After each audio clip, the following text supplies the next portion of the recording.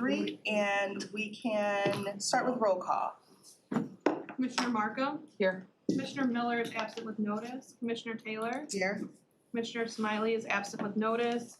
Commissioner Johnson. Thrilled to be here. Commissioner Wiper. I'm here. Commissioner Smith Charles. Present. You have quorum. Thank you. Let us stand for the pledge, and I'll ask Commissioner Taylor to lead us.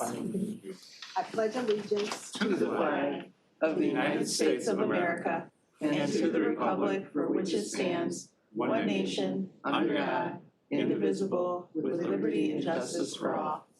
Thank you. Next up is the approval of the minutes dated April 23rd, 2025. Moved by Commissioner Taylor, supported by Commissioner Johnson. And if there are no changes or corrections to the minutes, we can go ahead and prompt, or a voice vote is fine. Then all in favor say aye. Aye. Opposed by the same? That motion carries. Next up is the agenda approval. I'll entertain a motion to approve the agenda as it is written. So moved. Moved by Commissioner Markham, supported by Commissioner Taylor. And with that, we can, all in favor by the sign of aye. Aye. Opposed by the same? All right, that motion to approve the agenda carries. Our first public comment is where we are on the agenda now, 3 minutes per speaker related to items on the agenda. Is there anyone here in person who'd like to address this committee on something on the agenda? I see no one making their way to the front, so I'll go ahead and close this first public comment. That takes us to item 7, communications. We have 3 communications today.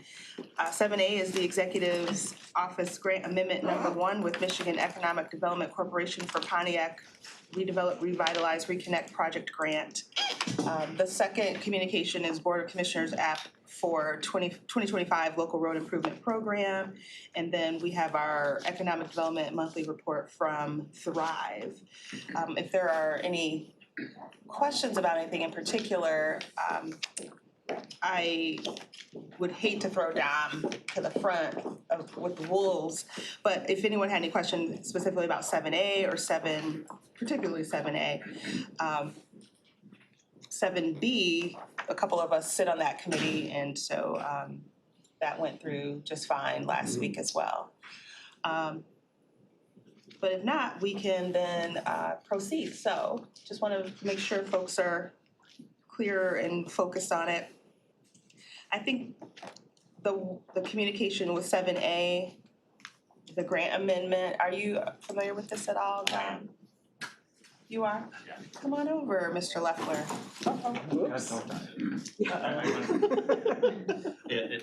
I was looking up for it and I just noticed it. So as you know, we have it's a $50 million grant. The county had received the first $25 million, which was spent primarily to reimburse the county's general fund for the purchase of the property of about $19.2 million, and then another $4.5 million is being used for the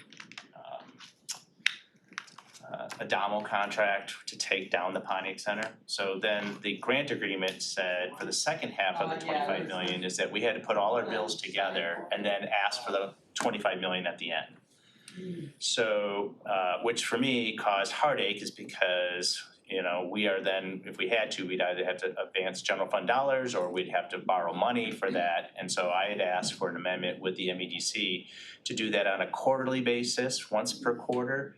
And the MEDC said that's fine as long as that amount is not less than $100,000. So it's really using the state as a tool to cash flow this project.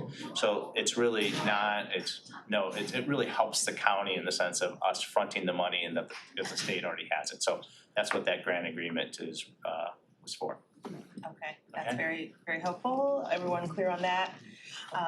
And then, thank you, Dom and Brian. Tony, welcome, good morning. I see you are joining us virtually. And I don't think we had any particular questions on the report, but was there anything from Thrive that you just wanted to elevate this morning while you're here? Yes, good morning. I just wanted to say the reason that I'm not there is I'm over at 51 2111 for the second session for the contract orientations. So as part of, one of the things is part of Oakland Thrive's effort to make sure we understand what the options might be with this project. And so we're looking forward to that. The only other thing that I wanted to mention is that we're currently working with some CDFIs in the area in order to remove one of the common barriers that we're seeing. And that comes along with education on both business credit as well as kind of the combination on how your personal credit can affect the business credit. So those are our most recent things that we did not include in the most recent report. Okay, and so it sounds like you, all by yourself, are managing the entrepreneurs and businesses. So if we do come across entities in Oakland County, we can actually just send them your way. Yes, ma'am. I'm the funnel, if you will. There's a team of 22 that we definitely will, and we're working up on a geographic basis. And so, while I'm the face right now, I'm definitely not the muscle, if you will. Okay, and then also just a quick highlight of, is it Incubizo? Yes, ma'am. Incubizo. Yeah, so if you all aren't aware, I mean, the 1 million cups, I mean, I'm not the expert on it, but it's basically where businesses can come and get feedback. And it happens every Wednesday. I think it was this morning. So that's why we weren't there. But it's in Ferndale at this cute little incubator space that is on Burdette. And it's free to attend, and you can even join virtually. So that's also included in our packet. Excellent. Thank you. Well, thank you. And I'm sure we'll be hearing more as the months come, as we wind down our time of governance with you. So nonetheless, thank you, Tony. Have a good rest of the day and enjoy 5111. All right, thank you. You're welcome. And then just a point of privilege with regards to the LRIP, because we had to schlep our way here last week. Might as well, speak about it just briefly. But it was just interesting, some of the precious communities here. What is it, Lake Angeles? I'm always like, Lake who? 200 proud residents of Lake. 200 feet of road, And their road, the last time I tried to drive up there, because that observatory is there, and I wanted to see where it was, their road is full of potholes. I mean, I was like, this is the richest little community. They must not want people coming down this road. That's the only thing I could think of. But Right. anyway, yeah. Yeah, just the way that the formulas work and the way that everything was doled out, certain communities. But I think, and Amy has just been a rock star in this regard, mentioned, I think it was Lathrop Village that came up with regards to a non-traditional thought of how, road improvement, but I know the community would be very happy to get that. So, if your communities are represented there, you can speak to some of the things that we're helping out with as we're on the, out in the community. So with that, I think we can do a receive and file for all three. We need a motion to receive and file. Okay, so I'll take a motion to receive and file 7A, B, and C. So Moved by Commissioner Taylor, supported by Commissioner Johnson. And I can prompt the vote. prompt the vote would be fine. So yes, let's prompt the vote on this.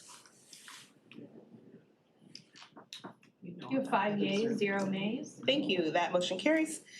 Takes us to item 8, which is our consent agenda. We have A through E, and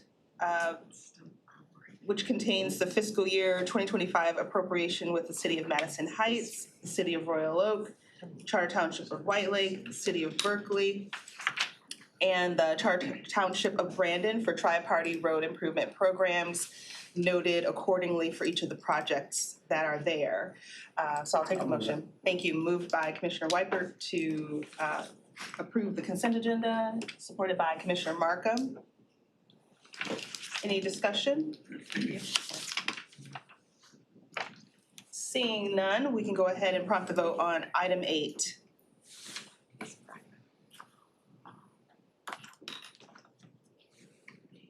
You have 5 yeas, 0 nays. Thank you, motion carries.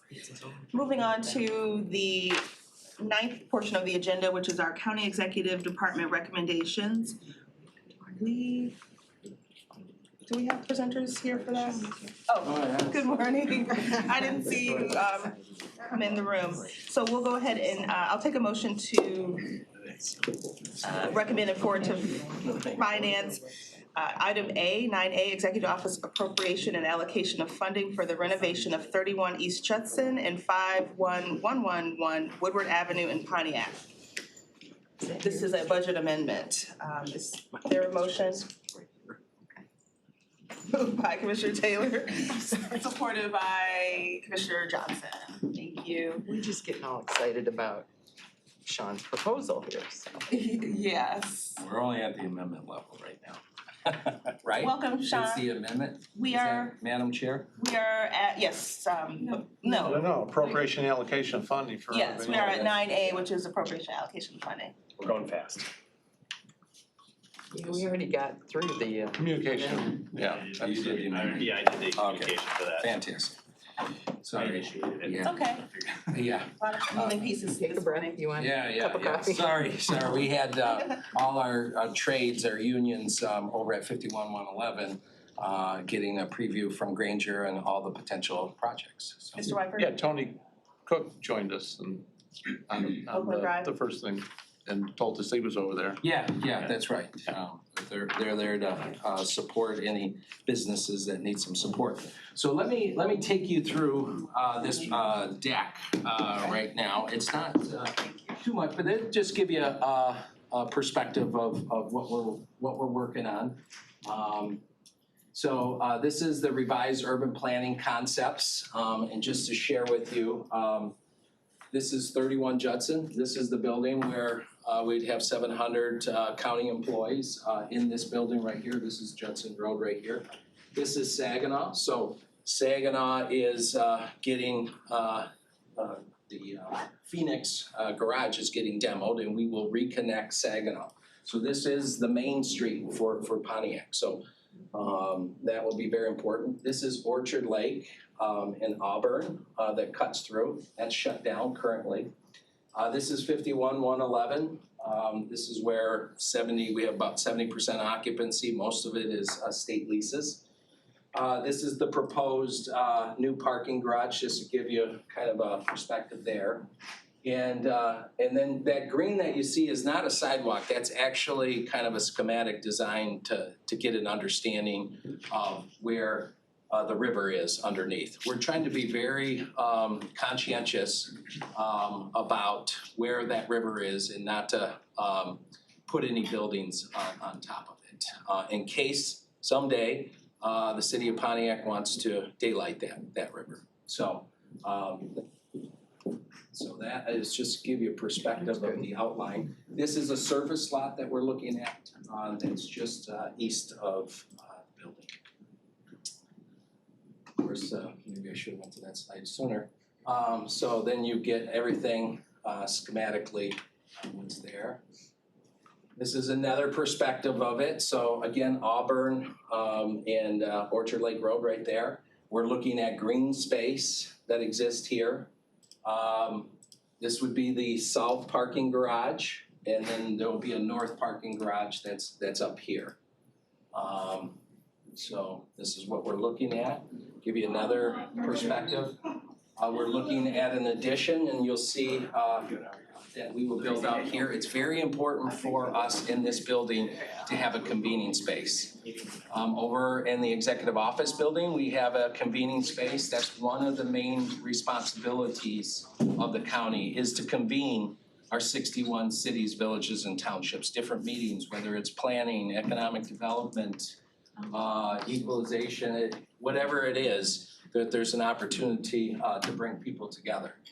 That's also where we're proposing where the commissioners would meet as well. So this is just another angle at it. Just want to briefly talk about the existing building facade. So this is 31 Judson, looking at it from a southeast perspective. This is what the building, you can see the Phoenix parking garage behind it there. a lot of demo is taking place, it just came from that building, I cannot believe how much, go up to the 8th floor. You get a sense of real progress starting to take place, it's nice to see.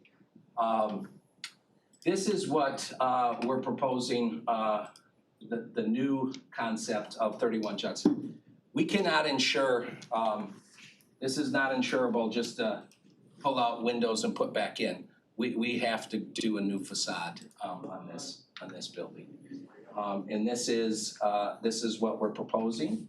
And you can see the conference center down at the bottom there. This is from the perspective of Saginaw Street. Brian, anything to add on this? Yeah, that you would be looking towards the park. So if you're inside the building, you're looking north. Yeah, that's right.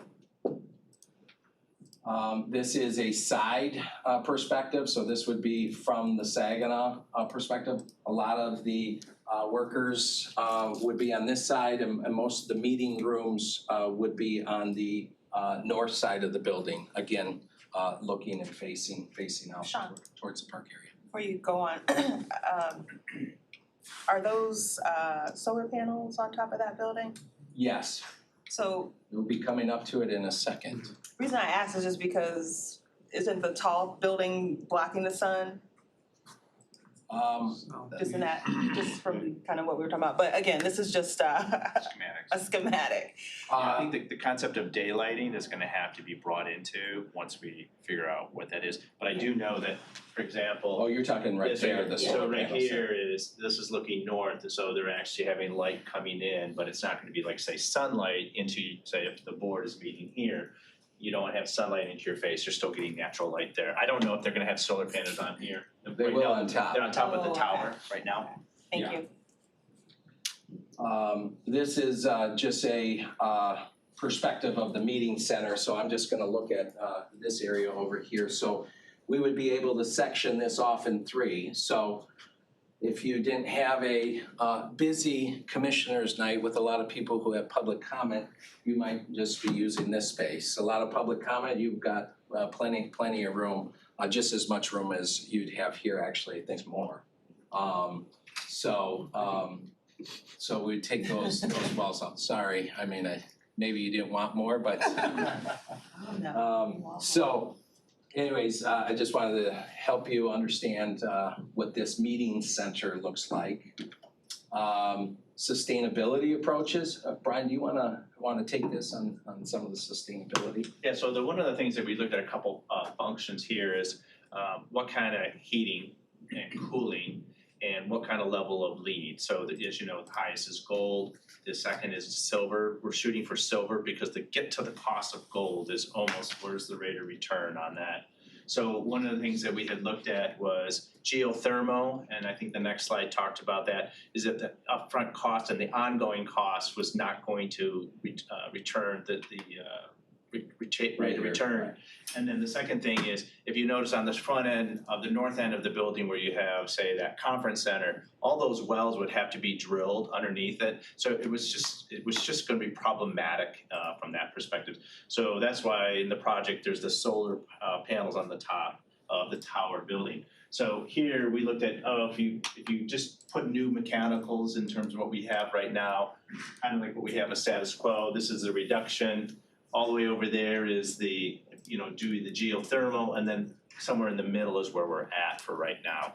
So this is kind of the cost. So the other thing too I was looking at was, what is the ongoing operating cost? I mean, it's great to have this great system on anything. It's like, who do we have to do? Train employees, do we have to contracts, just so that we have a top-notch building going forward. So kind of balancing upfront costs and ongoing costs as well. Here's the solar, you want to go ahead? Sure, so right now, this is where the thought is gonna be having the top of the tower, or where the penthouse, as they call it, is have it ready for solar panels. And that would be essentially the whole top here. I was talking to one of the project managers this morning, was saying, okay, how much could that return back to, say, our consumption? It's not gonna go back to the grid. And so depending upon how large it is, and it could be like 2 to 5%. Which it doesn't seem like a lot, but if you do exterior lighting or other things internally, it's a way of trying to reduce our pulling off the grid some of our power. So that's where we'd be looking to put the solar panels up there. And just as a side note, we already, at least for this campus, we buy with a contract that says what we're buying is solar energy already. Right. That's correct, and actually it's been extended. So these buildings, this building, the proposed parking ramps, 51, 111 are all gonna be included inside that contract. So that's already, so we are thinking more than just what we have today. And so working with DTE, I think it helps them plan out what they need to do. So essentially there's that partnership. We try to keep the slides, Madam Chair didn't want my 44-page deck. So we tried to keep that to minimum, give you the highlights of what's going on and what the thought process is on the project. Thank you. So lots of good information in here. Even having had a briefing a little bit with the finance chair, I still ended up calling her over the weekend, freaking out, like, what are we doing? You know, when you talk about sticker shock, sometimes you're just like, whoa, wait, what's happening? But because of her wisdom, I just like to give her a moment to speak on it from her perspective as far as like, you know, what we're doing today. Yeah. So as I understand it, okay, we have the $50 million from the state, which we talked about earlier. We have committed $50 million of our ARPA funds, so there's the 100. And then the total project is planned to be 174, I think is the number we're talking For about. the 31 Judson. For the 31 renovation. Judson, right. Yes, it does not include the parking garages. I think that's important. Oh, okay. That's the development agreement. We're still working through that process. As you know, we were working with the Boji Group. We have since, I've updated this committee in the past, we are in the process of negotiating that with the Endeavor Group. We will be coming back for that. So both the north and the south parking garages will be part of that project in the roads as well. This is dealing with 31 Judson Right. and the extension. And I think going forward, because I know we're gonna be issuing bonds to do a lot of this, and then there's reimbursements to the general fund and how that all works. I think it's important for you guys to really spell out how that works for us going forward, because not all of us are as deep into the weeds as you are, but the bottom line is the county is very healthy financially to be able to take on something like this with our credit rating and where we stand in terms of what we already have invested and what bonds will be falling off a couple of years from now. So I would like, you guys to really present that to us as to how this plays out in your minds, and then update us going forward, Yeah. Can I say a couple of things, and then I'm gonna turn all of that, the bond, of course, over to Brian. Not just our expert, but I would say he is the state of Michigan's expert in this field too. I think what's important to understand, because this is a big price tag, the Madam Chair is absolutely right in having a slight freak out factor. It might be understandable, but I think what's important to remember is that we have a responsibility. This is about being good stewards of the tax dollars. So I think about that and I say, okay, if taxes are your thing and you don't want to have higher taxes, this has nothing to do with taxes. Your taxes are not going up with this project at all. So anybody trying to say, well, this is going to impact the county residents in order to do this project, it has no bearing on that. If AAA rating is your thing, if you're like, hey, I don't want this to impact our AAA rating, Brian will get into greater detail, but this is not going to impact our AAA rating. We use a fraction of what we're eligible to use. Matter of fact, if we don't do this project, if we don't do the capital improvement stuff, we could lose our AAA rating. There is a lot of put off capital improvement that has taken from the past administration. This administration says, no, we're not gonna do that. We need to fix these buildings. We need to make them ADA compliant. It's a shame that this county is as far and advanced as we are, that we still have places because we haven't done the renovations and the improvements to have some of that. Now, we do in certain parts of the building has made that, but there's more that we can do from that perspective. But my point is if it's a AAA rating, this is not gonna impact your AAA rating. If your thing is economic growth, hey, what impact is this? Our investment will have anywhere from a 3 to 6 to 1 return on investment in regards to direct impact, indirect impact, and induced impact in regards to economic development for this community. So if we're putting in $200 million altogether for this, that's $600 million in regards to this community. You're gonna hear next week in the economic outlook, and we always show this, a scoreboard. We look at ourselves and compare ourselves to other counties that are similar in size to us, 1.25 to 1.5 million. You've got Travis County out of Texas. You've got Fairfax out of Virginia. You've got Montgomery out of Maryland. You've got Nassau out of New York. You've got other counties, Hennepin out of Minnesota. That's our competition. We're in the top 10. But when we look at that group and you go and study, they don't have a major city in the middle of their county that is not rising with the rest of the county. We represent 22% of the state's GDP. Can you imagine what it would be if we make this investment? This is the right thing to do. And from the Coulter administration, we've leaned in from the beginning. So I can understand seeing the dollar amount and saying, maybe pulling back a little bit. That makes sense. But this is about doing the right thing. The right thing is this investment, not just for Pontiac. This is for our county. Everybody, all ships rise with this investment. And so this is the right thing to do. So there shouldn't be any no votes on this. There really shouldn't. I just went over taxes, AAA rating, economic growth. Yep. And this will help spur other investments in regards to homes and affordable homes in the community as well. So those are the other collateral benefits of this investment. So I hope everybody here is a yes. But this is important to us. So I'm gonna turn over the bond stuff to Brian. How do I top that? But let's talk about dollars and cents. And so one of the things that Sean did talk about was so your bond rating or the process, and maybe I'll start with here and this how the resolution is written. First is that we're defining the scope of the project, so it's those three components that's in the resolution, and that's where the $174 million came up with. In addition to that, we're adding contingencies. We've been whipsawed on tariffs. We're concerned about that. So this is actually protecting ourselves against the unknown, and that can go up and go down. In addition to that, if we do bonds, there's going to be costs associated with that. One of the things I'm not planning to do, make a recommendation, we're going to have to come back for a bonding authorizing resolution. I don't want to borrow all the money at once. Let's do it more like a construction loan and only pay interest as we draw.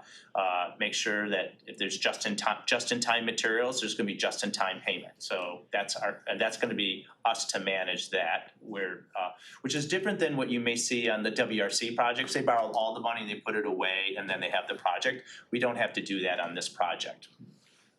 The second thing is that we will be coming back for, the reason I asked for in this resolution, you'll see the third item here was an amount not to exceed for borrowing, and it's really for the tax code, the federal tax code, is that it's kind of like what you did with the MEDC grant. You bought the money, the property with the general fund. You got reimbursed from the grant.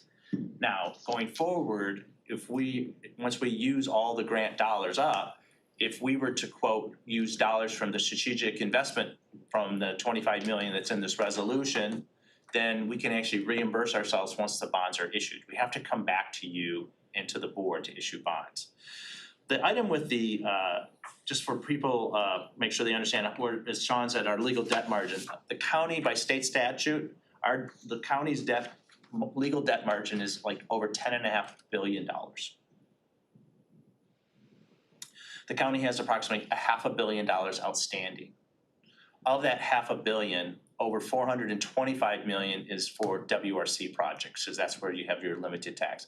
The balance is just general operations, which is about 100 million left. And that's primarily for the bonds associated that were issued in 2013 for the refinancing of their OPEB bonds. Those bonds get repaid in 2027. So conceptually, as we're structuring this financing, as soon as that debt comes off, this will be gonna be layered in after. So there's gonna be this, I call it the dovetail effect. So as Sean was mentioning, from a taxpayer's perspective, we're gonna kind of put everything after so you don't see like an initial spike and then having to go down. We're gonna manage the issuance of the debt. And the third thing is I wanna mention is like in terms of the rating agency, the county itself has been making investments in capital and structure, but it's water and sewer projects, which is really the WRC. You can't take ownership of it. What have we done for this campus? Pretty much nothing. So we've pretty much. Bathrooms. Okay, that's gonna be depreciated next year, you know what I'm saying? So what ends up happening that if that project was $100,000, but based on our size, we should be looking at more projects. And so in talking with the rating agency, so every time the WRC does a bond financing, we have to get a bond rating. My side of the fence, we do talk to the rating agencies, we provide them the ACFR, we provide them the budgets and things like that. And in their conversations, like, well, what are you doing for the investment inside the county? Like the county proper, not the WRC, what are you doing for yourself? You've pretty much depreciated everything. And really, when you think about it, the 100 million that's left outstanding for the OPEB refinancing, that's not capital. That's paying off a liability for retirement health care. That's not capital, that's not infrastructure. So really, when you think about it, we have zero infrastructure. And this is where the catch-up is gonna happen. And then I think about as I talk to Sean and others, you know, I've spent prior to the last 38 years working with a little bit on the economic development side. Given this economy and where people are, they really need that public-private partnership. You hear it all the time. But I can tell you right now, if everything was so good, how many private developers are willing to go right into Pontiac today? They're not. They need some stable force to say, yep, you're the engine, I'm gonna be the cars behind your engine, and that was what Sean was referring to, the 3 to 6 time economic development. Is that it will come, I hate to say it, you have to start. You build it, they will come, because they know they're gonna have 700 employees for lunch. They know they're gonna have to have other services related to this, and it's just that ripple effect. So you need to be that stone into the pond and start the ripple. And the only way you do that is you have to jumpstart and say, we're committed to a project like this. And as Sean mentioned, we are working with the economic development side on the parking ramps. Those have to be strategic. We have to talk to people that have urban planning. Where should these be placed? What should we be doing? How high should these structures be? Should we be spending the marginal dollar to make sure we can add more floors if the development happens? We have to take that risk, but it's marginal risk compared to doing nothing. With that, I'll open up to questions. Okay, thank you, Brian. I will add, if you don't mind, I'd like to add one more thing that we did Sure. yesterday. So I've talked to Sean about this. In my own head, as being involved in this here, but also in my SEMCOG role, their planning organization has worked with the communities in the region for years now on placemaking, which is the fancy word that we're all using, but it's really about elevating spaces that already exist to, you know, make people more interested in being there and walking there and shopping there and, you know, going to the coffee shops and so on. So SEMCOG's really good at that. They have a whole department that is working with everybody on that. So I touched base with Kevin Vitrano there, and we had a little Zoom call yesterday between him and John Bry from your group and myself and a couple of other folks to just talk about SEMCOG's. First of all, they have a planning grant application that is due in a week for the kinds of activities to look at specifically, you know, on the ground kinds of stuff. And it's a $45,000 grant to use pretty much however you want. And we were applying for one. John Bry has one that's pretty much ready to go on the alleyway that runs Mhm. behind, right? Connecting kind of this end of Pontiac with the exchange, which is down in there. So we talked about with SEMCOG potentially expanding that grant that they're applying for, the thinking on that to, you know, just kind of pull in this idea of when we're all done, from where we're at, down Saginaw, over to the exchange, all of that, in my view, has to be Connected. elevated and part of where we're at, or we're not done. Yeah. So I wanted to start that conversation, and that's all it has been, is a conversation, but I really feel, I use the example of Northville, you know, they've just torn down the downs and it's a big space and they're building a whole new 400 units of housing and a park and a daylight the river and everything they're doing. So I talked to the mayor and I said, well, you know, how many community engagement meetings did you have where you really talked to the people about what they want to see and where it is and what we're missing? And he said, well, we had over at least 100 community engagement meetings with small groups of people. And that does not include the planning commission sessions. So you can figure 125 to 150 community engagement meetings in this process. And I think this is really looking at that sort of thing going forward when we're talking about the bus stop. You know, the fact that Woodward goes in both directions when this is all done, and how do we cross Woodward into the neighborhoods? And I know Pontiac's having those conversations, but I think we really need to be looking at that whole area, including all of Saginaw, as part of our strategic thinking. And it's not crazy because the State Bank building, which is down there at Saginaw and Huron, I think, you know, that's got a big new developer in it. So that's a great anchor for that corner. And I just see so many good things happening. What I don't want us to miss is saying to the residents, what do you want this to be when you're all done? What kind of, you know, amenities do you want to see in all of this as well? So I think we have time to do that. And that's why I'm bringing up the subject now. I don't want us to get a year and a half down the road and go, oh, well, we should start this and that. And I also know that you have an organization that we've hired to do community engagement and that sort of thing. And I don't mean to usurp that. I mean to Augment. jump on the top of that and really spread it out. Kevin down at SEMCOG is very creative, and they're excited about this project for us. Pontiac just rejoined SEMCOG 2 years ago. And Kevin, in the meeting we had yesterday, reminded all of us that Oakland County pays a good deal of money for us to participate in SEMCOG, and so they want to return that to us in terms of services for projects like this. So I was real happy to hear that.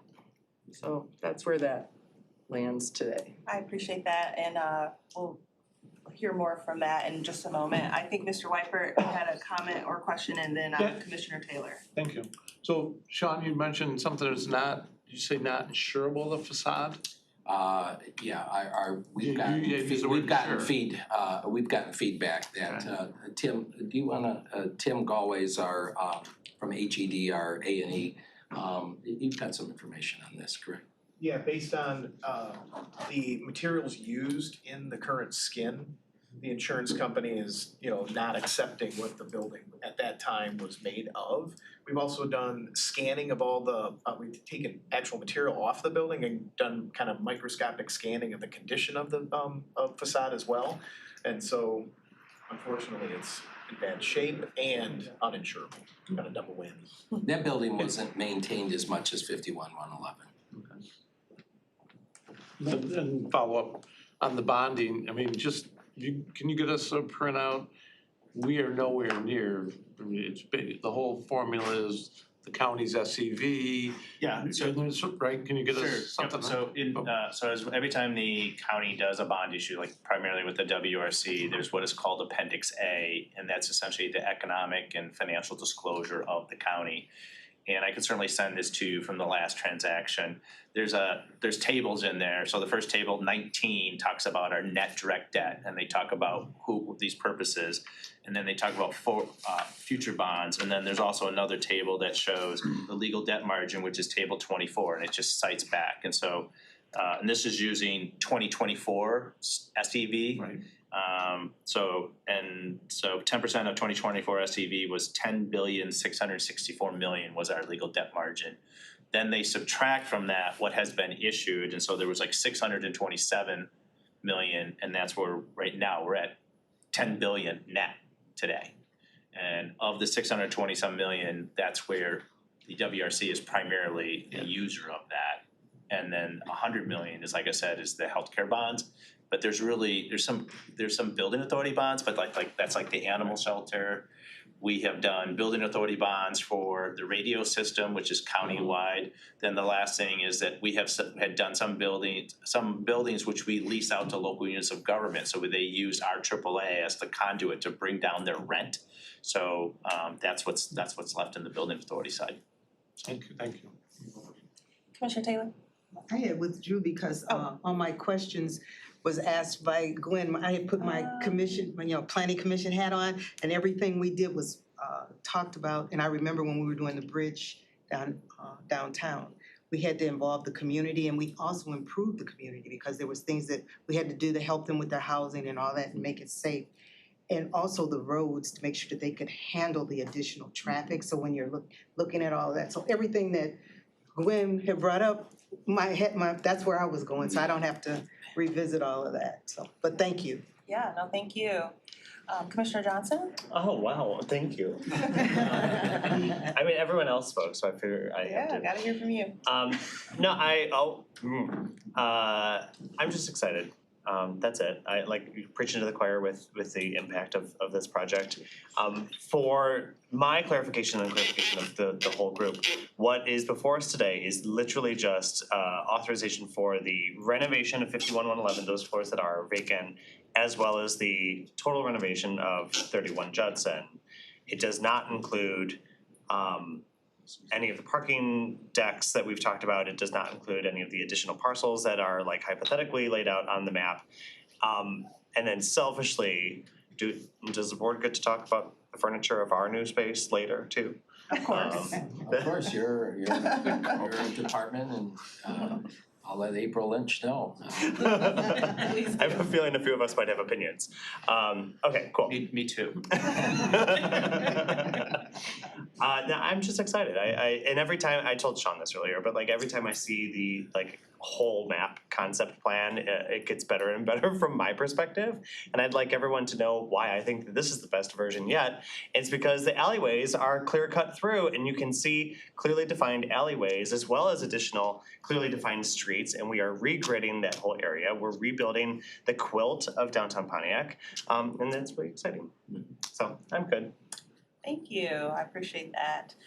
Some of us got a chance to tour the treasurer's office last week, and it was like going back in time. So when you talk about, we used to call it deferred maintenance in the school district talk. It just was so drab, and I'm like, they had to I see why they ask kids to draw pictures, liven it up a little bit, but yeah, so I hope that folks will be in support of this as well.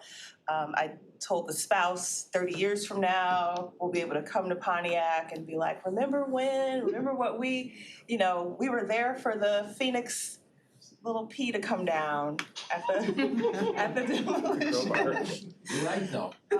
Of all of the things that you vote on, this is gonna be one of the most transformational ones. Yeah, and then when we talk about county seats, when we visit other counties, I know with NACO, we go to other counties, there's hoteling, and it's like 3, 4, 5 star. I mean, it's very nice. And I thought, well, gosh, if someone came to Pontiac for us, where would they stay? So things like that are more and more evident as we progress, for sure. I mean, just on that point, I think you and I had a good conversation. My partner lives in Ann Arbor, and there is no reason at all a large employer like the University of Michigan, notwithstanding, I mean, OU's nearby, but it's not in Pontiac, but like, there's no reason from my perspective that Pontiac and Ann Arbor shouldn't look very similar to each other. We're both very kind of similar counties in terms of academic attainment for our population. I mean, density relatively nearby. So every time I go over to Ann Arbor, I'm like, this is what Pontiac could and should. And I'm excited to get us along the way. Yes. So Commissioner Markham, are you satisfied with what you've heard today as far as the community engagement? I mean, 100 meetings to those Novi folks or Northville folks. You know, It when. sounds like a lot, but it's really not. When you, if you have a plan and you have a schedule, it gives people the opportunity over time to say, I know this is going on and I thought about this, and then there's another meeting you can go to and you can go, Right. well, what about this, right? And I saw so many things in Northville that percolated up through those discussions to make it the best project they could do by the time they put a shovel in the ground. And I was really impressed by how intentional they were about it. And I definitely think this deserves that same kind of intentionality because it is our county seat. It And- deserves We're, to you know, I wear a would- crown. Yeah, I mean, I think what should be understood is we're not at 100. We're probably about a third of that. Right. Of course, we're not through the Bigger- project. There bigger needs to be community. constant communication. Right. And what's really important about this project too is it's important for us to be facilitators and conveners. We need Pontiac to take charge. You know, when we get folks there, sometimes they'll say, well, what about the fire department? You know, we don't have a fire department here and we should have here. I mean, that's the city, you know, so we're trying to make sure that we're not coming, I always say this is something that we're doing with Pontiac, not to Pontiac. Right. And it's very important to understand our role in this, in our campus. But that doesn't, I'm not saying that we shouldn't do that. We need to encourage Pontiac to continue to embrace that. And their council president was part of the meeting yesterday too, Mike, Yeah. so. And that was very important to our conversation. You know, we really want, because I'm an out-of-towner.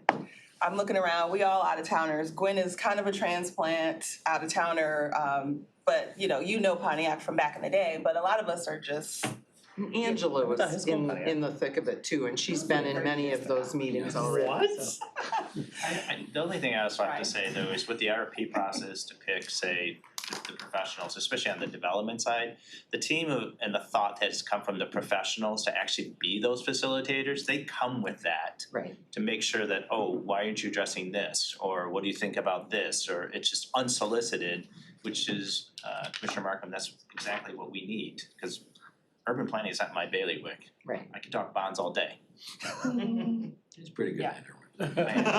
Don't sell yourself short there, Mr. Leffler. Well then, so I think it's, is it Green? Not Granger, community engagement, Sidewalk Detroit. Yeah. Big shoes, heavy responsibility, and we're counting on them to get it right. And again, I think SIMCOG being such a institutional body in our area, and like you said, we pay a lot into SIMCOG. If there were ways to support that, I didn't ask for Commissioner Markham to make an amendment or anything, but do hear us on that, and of course we'll be chatting further, and of course we'll come back to this in finance. We hear you, and Megan and I will work with you on kind of next steps and how we integrate Pontiac to make sure that the voices are continue to lift up in the community throughout this project. Great, that's all we can ask. Yeah, it's All completely hearts and necessary. minds clear on 9A, we can go ahead and prompt the vote.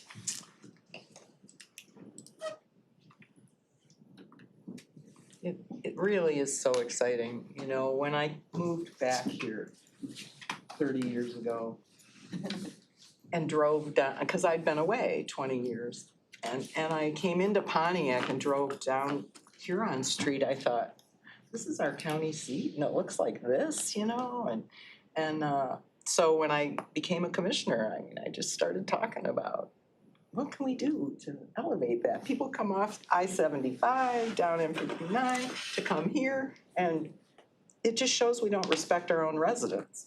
So I'm so thrilled that we're doing this, and that you know, it is true, we use the word transformational. I think it's really gonna be Pontiac's next. Yeah. Next wave. So. I didn't get the vote. Right, I haven't announced it. I was just letting this information. I've got strict orders I'm just so to make excited. sure that Four I'm yeas, capturing one the nay. screen. I have 4 yeas, 1 nay, so that motion carries. Okay. Okay, Paul. Paul said okay. All right, gentlemen, thank you. All right, thank you. We're still under county exec department recommendations, so we will take a motion to recommend and forward to finance the executive office's appropriation for resource matcher program with Oakland University. Moved by Commissioner Johnson, supported by Commissioner Whitebird. Welcome, Dom, and it looks like Dustin is here as well. And Yes, I think I heard there might be a presentation. there are a few slides, Few yes. slides, okay. So good morning, Madam Chair, Good morning. Commissioners. I'm Dom Holmes, Director of Economic Development. I am before you today to talk about the Resource Link tool, which is an interesting endeavor for our Economic Development Department, informed by many conversations with our team and folks in industry and communities. The goal of this project is to leverage the power of AI to help us inventory available resources for our internal teams. It's important to note that this will not house any private information, any proprietary information. This is an inventory of existing public information, primarily resources that are available to residents, communities, and businesses throughout Oakland County. The intent is to inventory all available small business resources and support programs. That is important because our economic development teams, whether they be in planning, whether they be in veteran services or business development, are responsible for learning, knowing, and curating many resources, including those available through philanthropic sources, local communities, at the state level, also at the federal level. You can imagine that is hundreds, if not thousands, of programs that they are tasked with leveraging every day and every year. The challenge they have is that all of our staff come from different backgrounds. So we have folks that are coming from private consulting, we have folks that are coming from the community side, folks that are coming from nonprofit worlds, and the programs and services that are top of mind for me, based on my background, working at entrepreneurial support organizations in Oakland County, may be different than those of my colleagues who are used to working and planning, consulting. So for us, this is meant to be a level set that provides a tool that allows for access to all of these programs and keeps them front of mind for all of our staff at all times as they're working with each of our stakeholders across the county. So the intent is to rapidly connect Oakland County small businesses to critical growth resources. Again, our job is to, as Sean mentioned, be a curator, be a convener, and it's our job to make sure that we're delivering resources in a timely fashion when the stakeholders need them. This is going to help us do that effectively, and I'll talk a little bit more about how. It's also going to help us boost local economic growth and community impact by leveraging the tool. We do think that this can be a competitive advantage for Oakland County. The challenge that a lot of our peers are facing, including our peers at the state, based on conversations we've had, is just understanding where all the resources are, when they're timing out, how much is available, when the pools of funding are dwindling. And we think this is gonna allow us to quickly and adequately deliver resources to all of our stakeholders in an appropriate fashion. So in terms of the funding and the timeline, what I do want to mention is that the project will be conducted with Oakland University. So we're gonna leverage our local partner who has expertise in engineering and computer science to get this done. We will be having the advantage of working with their department chair. So this is being done at the highest level to make sure that it's done adequately. We're also gonna leverage 2 PhD students that are at the university for this project. The cost is approximately $114,000. The number of dollars going to Oakland University is approximately $99,000, and there's about $15,000 of cost that's baked in for our IT group to provide support for the servers and do some of the ongoing maintenance work that needs to be done. And then I also want to mention that this is meant to be an internal resource. What we don't want to do is make our internal teams superfluous. We don't want to make this a public-facing tool. It's important that our teams are in the mix as these tools are being delivered to, these resources, I should say, are being delivered to communities and other stakeholders. And I think they have an important role to play. As we think about how this tool will work, you know, it's meant to be a tool that leverages natural language processing. So that is to say, you know, if we have a business development staff member who's meeting with a manufacturer in Madison Heights, they're able to input, hey, this is a company that's in the manufacturing sector, they are 40 employees, they're located in Madison Heights, and quickly be able to discern which resources are available for that geographic area, that type of business, that size of business, and quickly deliver those resources to the relevant stakeholders. The timeline, we're hoping with your support that we'll be able to kick off this project in June of this year. We anticipate it taking about 9 months to complete based on early conversations with the university. And that is essentially it. I don't know if my colleague Dustin has anything to add, but yeah, so we hope that we'll get your support for this project. We think it's important, it's an important endeavor for the county. Thank you, Dom. Thank you, Dustin. If I could get this annotate thing out my way, I could see whose hand is raised. Okay, Commissioner Johnson? Thank you, Madam Chair. Cool, I love this. This is smart AI. My one question is this not duplicative to Thrive? So this will house information that Thrive can leverage, but it'll also house information that our planning group will leverage as they work with communities, as they work with planners across the county. It can be used to leverage grants that are available to the veterans community. So it'll be wide-reaching and more comprehensive than our small business development support services. Sure, okay. Good, cool, thanks. Yeah. Thanks. I also, when I read it, I was a little nervous because I thought, you know, do we have a AI policy yet? You know, we're still ironing out different things. And so, but with something like AI, which is not new and certainly not going anywhere, I would hate for us to pause progress while, you know, we figure out, oh, let's build a policy, you know. So I was borderline reluctant to bring this, but then I was like, no, OU is a really good partner. OU is, you know, it's good when it's a university involved in helping because it's kind of that's how video games came to be. So I think this is great and just want the EDI community to know that with the help of Amy, we're noodling around some dates to meet with IT. Apparently they have a whole barrage of people chomping at the bit to talk about AI. And then, you know, more information will be coming to us just as far as, because again, it was less than a year, maybe 2 years ago when someone sat up there and said they were not allowed to use AI. And when we were like, well, who said that? It was kind of like, I don't know. So we just want to make sure that, you know, if I'm sitting in the health department right now, listening to your presentation, you're like, oh, well, they get to have AI, you know, now we want AI.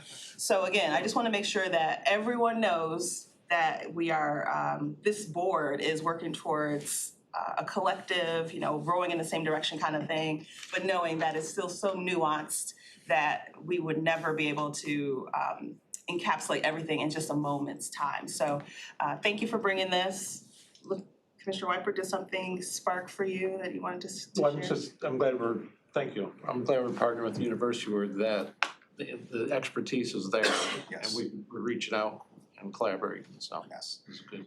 And Good IT call. IT has been involved from the very first conversations with the university. Again, I think it's important to note that we're only inventorying publicly available information, no proprietary, no personal information.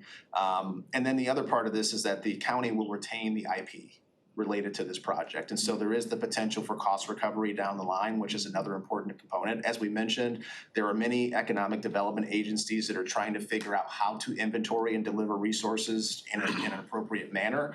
And this could be an important part of the puzzle. Thank you. And Dustin, you're good? Okay. You wanna share? Okay. Well, we will go ahead and prompt the vote on item 9B. Too smart for your own good. And Dustin, can you just, you might have said it, I didn't hear it. Are you with Oakland County?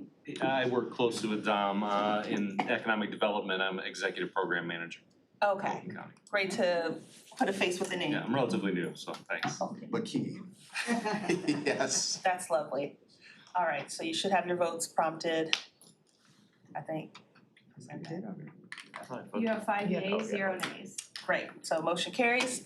Thank you. Thank you, and we look forward to your progress.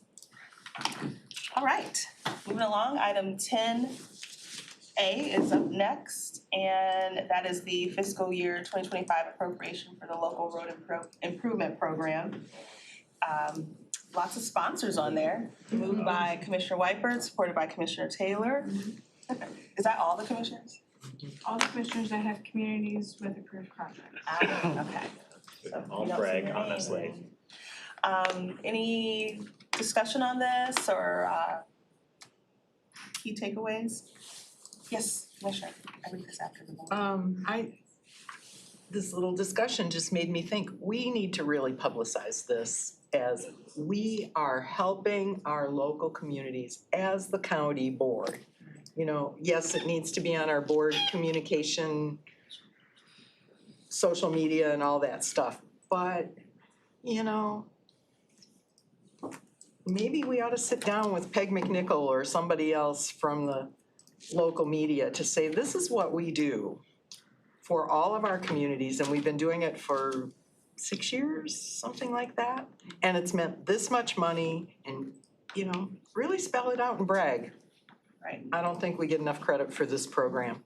Commissioner Wypert, and then Just to follow up on that concept, I mean, we've had the tri-party, which has been around forever, and everybody thought every county has tri-party, where the board of commissioners kicks in with the road commission and the communities. And when you talk at different counties, they've never heard of tri-party. That was unique to Oakland County. Then we noticed that the cities that didn't have many county roads weren't getting a share of this, so we came up with a pilot program of the local road LRP, IRP, and it was super well received. And so all the communities have really benefited, and it's stimulating economic. So it's a great, and we don't publicize it enough.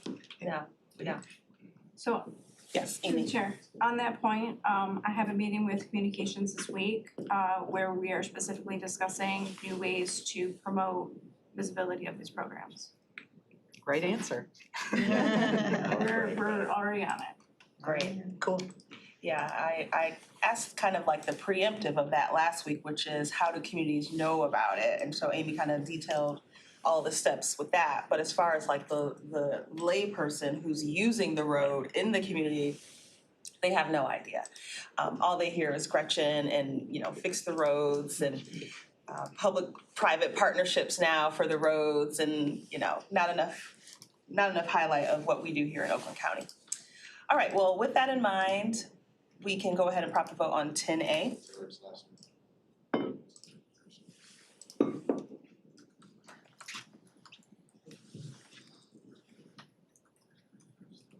You have 5 yeas, 0 nays. 5 yeas, 0 nays, that motion carries. Thank you so much, everyone. And everyone's favorite time is I get to say, hear ye, hear ye. Pursuant to Public Act 380 of 1913, that was a good year. A public hearing on the appropriation of funding for projects under the Local Road Improvement Program shall be held on May 22nd, 2025 at 6 p.m. in the Oakland County Board of Commissioners Auditorium at 1200 North Telegraph Road, Pontiac, Michigan. All right. Next is, okay, we're here for closed session now. So the chair will entertain a motion to go into closed session for the purpose of considering the purchase or lease of property. I'll make a motion that we go into closed session under the Open Meetings Act, allow reason for the purchase of property. Thank you, Esquire. Supported by Commissioner Taylor. We will do a roll call vote to close the meeting and let us prompt the vote. You have 5 yeas, 0 nays? Thank you. As we enter into closed session, a reminder for all present to please remain in the room as much as possible while closed session is in progress. Doing so helps us avoid interruption and to best maintain confidentiality for this session. We're gonna take 5 minutes though to stretch and refresh. Before we go into closed Yeah, session. yeah. Okay. So that's what's happening now. All right.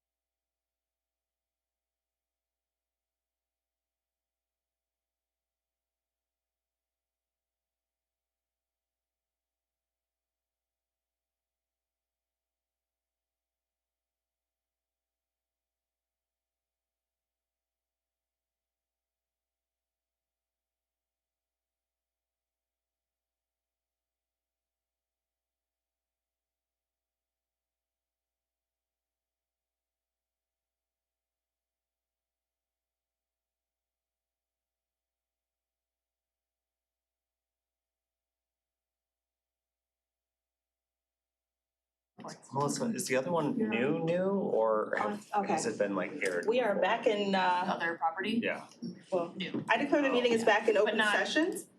okay. The chair will entertain a motion that the department be authorized to proceed in accordance with the directives discussed in closed session. Moved by Commissioner Taylor, supported by Commissioner Wiper. And with that, we can prompt the vote.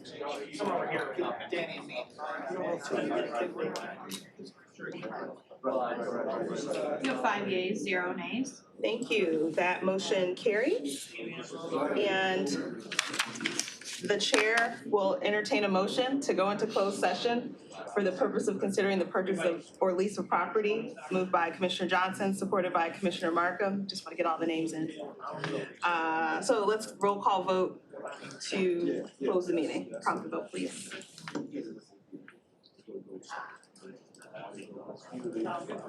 We need like 3 more hands. Okay, you have 5 yeas, 0 nays. Motion to go into close passed. And remember what we said before about coming and going. I think we'll just sit tight and we'll go right into this portion now.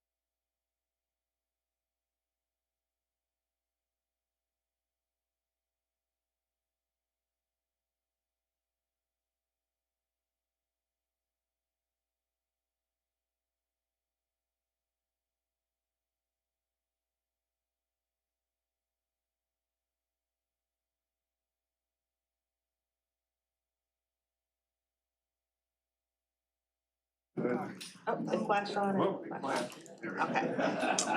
All right, as I mentioned, we are back in open session. The chair will entertain a motion that the department be authorized to proceed in accordance with the directives discussed in closed session. I'll make that motion. Moved by Commissioner Whiteford, supported by Commissioner Taylor. Let us prompt the vote.